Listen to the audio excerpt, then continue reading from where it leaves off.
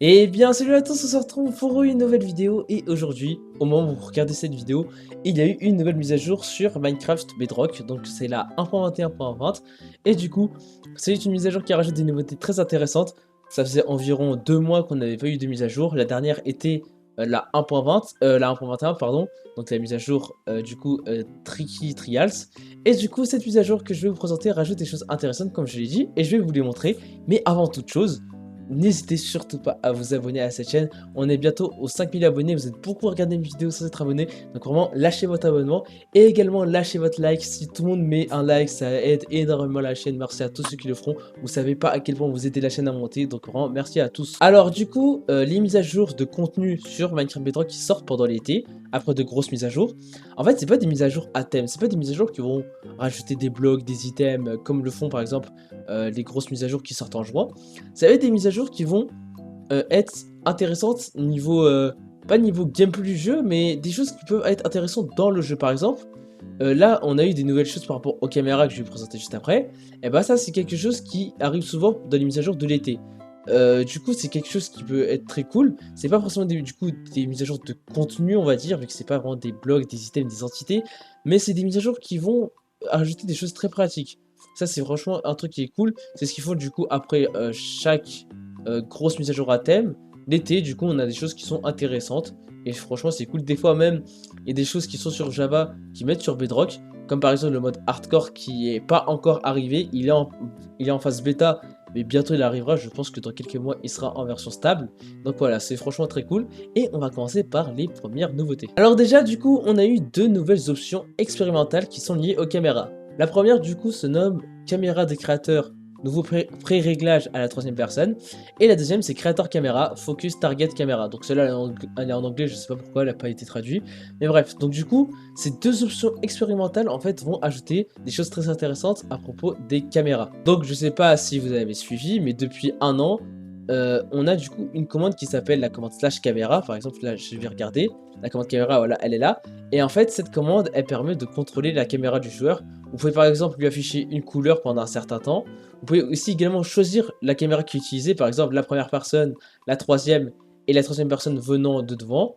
Donc ça c'est cool. Il y a également aussi une caméra libre, c'est-à-dire qu'une caméra qui n'est pas, on va dire, bloquée, qui n'est pas liée au joueur, elle peut être n'importe où, on peut les contrôler. Et c'est une chose qui est très pratique pour faire des cinématiques par exemple, ou même pour autre chose. Et bref, cette commande est vraiment très utile et du coup on a eu des nouvelles choses à propos des caméras. Alors j'ai dit que du coup il y avait la caméra première personne, la caméra libre, la troisième personne et la troisième venant de devant. Mais maintenant du coup on a une nouvelle caméra qui s'appelle la caméra Follow Orbit. Donc du coup je vais l'activer et en fait ce que ça va faire, ça va du coup mettre moi, donc mon skin, en plein milieu de l'écran avec une certaine distance. En fait c'est ça du coup qu'elle fait cette caméra. Ça ressemble un peu à une caméra de troisième personne, mais c'est pas exactement ça. En fait, ce qui va changer du coup avec cette caméra par rapport aux troisième personne, vous allez pouvoir du coup contrôler la distance entre du coup votre perso et la caméra. Car du coup, là, vous avez vu que mon skin est toujours au milieu. Même je peux par exemple rapprocher la caméra, voilà, vous avez vu, je serai toujours au milieu, je ne serai jamais à gauche et à droite. Mais du coup, vous pourrez contrôler où est-ce que la caméra se positionne par rapport à votre perso. Donc du coup, dans la commande caméra, on a eu du coup un nouveau paramètre de commande qui s'applique, il me semble, que à la caméra Follow Orbit, c'est du coup le View Offset. Le View Offset, en fait, ça va du coup être le décalage que du coup de votre caméra. En gros, du coup, cette caméra, je vous l'ai dit, en fait, elle va mettre votre perso au milieu de l'écran. Et bah là, du coup, ça va être du coup View Offset va, on va dire, définir le décalage du coup par rapport à votre joueur. Imaginons par exemple que du coup je mette un décalage de 5 en X et 5 en Y. Et bah là, du coup, là mon perso ne sera pas au milieu d'écran mais sera du coup on va dire décalé du coup on va dire de 5 blocs en X et de 5 blocs à Y. Je sais pas si vous comprenez, vous avez vu, je suis un peu décalé et c'est pas comme tout à l'heure. Par exemple, par contre là, genre si je mets 0, 0, il me semble que ça remet au milieu d'écran. Si je mets moins 5, moins 5, normalement ça va du coup voilà, me mettre en bas à gauche. C'est comme ça que cette caméra fonctionne et c'est quelque chose qui peut être vraiment très pratique. C'est une caméra de troisième personne qui est encore plus stylée. Et dites-moi ce que vous en pensez dans les commentaires. Et bref, voilà, cette caméra est très cool. Et pour les mods, même pour les cinématiques, c'est vraiment quelque chose de très intéressant. Comme je l'ai dit, il existe la caméra Freeze, qui est une caméra libre, du coup, que vous pouvez placer quelque part. Par exemple, là, je vais la placer où je suis. Alors je vais peut-être la mettre un tout petit peu au-dessus, je pense que c'est un peu mieux. Donc là je vais me décaler, et là vous avez vu que je me déplace et la caméra du coup bah, ne bouge pas, elle me voit, bref voilà. Et bah du coup cette caméra a eu du coup un nouveau truc qui est intéressant. Je vais du coup vous le montrer tout de suite. Du coup dans la commande caméra, vous allez du coup avoir un du coup nouveau paramètre de commande qui est le target entity. En gros ce que ça va faire, c'est que ça va en fait cibler une entité. Et du coup la caméra va faire que de le suivre. Elle va rester où est-ce qu'elle est, mais du coup sa rotation en fait va aller vers l'entité spécifiée. Donc par exemple si je mets du coup la cible, je mets par exemple je sais pas moi-même, et ben là la caméra va sur où je vais. Vous avez vu, elle tourne, alors que de base la caméra free c'est une caméra statique. Là c'est une caméra du coup dynamique car elle bouge. Là du coup elle va vraiment me suivre partout. C'est vraiment quelque chose de très pratique. Donc une caméra qui permet du coup de faire un focus. C'est pour ça que l'option expérimentale s'appelait Focus Target Camera. Et bref, voilà, c'est quelque chose qui est vraiment très très cool. Vous pouvez également définir un décalage que la caméra fera du coup en visant une entité, du coup avec Target Center Offset. Ensuite, vous mettez du coup un décalage en X, en Y et en Z. Par exemple, je sais pas, je vais mettre 5, 5, 5, comme ça. Là, alors, le décalage fait un peu n'importe quoi. Je vais peut-être mettre 1, 1, 1. Ça peut-être être mieux. Voilà. En gros, du coup, le décalage, en fait, enfin, la caméra ne va pas vous focus moi directement, mais va focus, on va dire, à un bloc de décalage en X, en Y et en Z. Donc, c'est comme ça que ça marchera.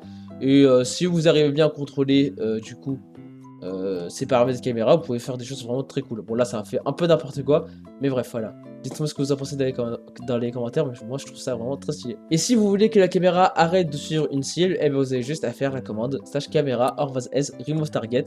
Et là, du coup, je vais me déplacer et la caméra me suit plus. Donc voilà, c'est tout ce que, du coup, il y avait de nouveau avec les caméras. C'est vraiment quelque chose qui rend très très cool. Ensuite, il y a une commande qui a eu un nouveau paramètre, du coup, de commande, c'est la commande spread player. En gros, cette commande, en fait, elle permet de prendre plein d'entités et ensuite du coup de les téléporter dans une certaine zone et du coup de les disperser et que du coup faire en sorte que les entités ont un certain écart entre eux. On peut le définir. Et bah du coup en fait maintenant du coup le dernier paramètre qui a été ajouté c'est le max height value qu'on voit à la fin. En fait du coup ça définit en fait la hauteur maximale du coup dans laquelle du coup en fait l'effet de cette commande est du coup effectué. Parce qu'en gros on va dire que cette commande va téléporter, comme j'ai dit, toutes les entités du coup quelque part, avec un certain décalage entre eux. Mais là, du coup, le décalage, en fait, il est fait de façon horizontale. Là, du coup, vous allez pouvoir définir la hauteur maximale, du coup, on va dire, de la téléportation, de l'écart qu'il y a entre les entités. Je sais pas si vous comprenez, mais en gros, ça vous permet de faire en sorte que les entités, quand elles sont TP, ne soient pas beaucoup trop hauts. Ça vous permet du coup de mettre une limite. Donc c'est quelque chose qui peut vraiment être très pratique. Ensuite, quelque chose qui n'était pas du coup dans la mise à jour 1.21, c'est du coup les charges de vent, les chargements projectiles. En fait, on pouvait pas les faire apparaître avec la commande summon. Maintenant, du coup, on peut. Là, je peux en faire apparaître une, et là, il y en a une qui est du coup tombée sur moi. Je peux en faire une autre, hein. Vous avez vu, elle tombe. Donc voilà, c'est quelque chose de pratique. Parce que bah, c'est cool quand même de pouvoir faire ça avec une commande. Parce que je pense que ça peut être pratique pour les créateurs de map, encore une fois, avec des command blocks. Ensuite, il y a eu certains items qui ont eu la couleur de leur nom qui ont changé. Donc là, bon, là, je vous montre quelque chose qui n'est pas encore disponible dans cette mise à jour. Vous avez vu, les icônes de bannière, elles ont changé. Mais c'est pas pour cette mise à jour que vous regardez actuellement, vu que moi, je tourne sur une vidéo bêta. C'est pour la mise à jour d'après. Mais en fait, vous avez vu, il y a certaines bannières, du coup, qui ont leurs couleurs qui ont été changées. En jaune, en bleu, tout ça. Car en fait, maintenant, Minecraft, du coup, sur Bedrock, Mojang en fait veut instaurer un système de rareté qui existe, je crois, sur Java. En fait, du coup, ça permet en fait de, en gros, il colore le nom de certains items pour montrer à quel point cet item il est rare ou pas. Du coup, il y a des motifs de bannière qui ont ça. Il y a par exemple la masse l'arme.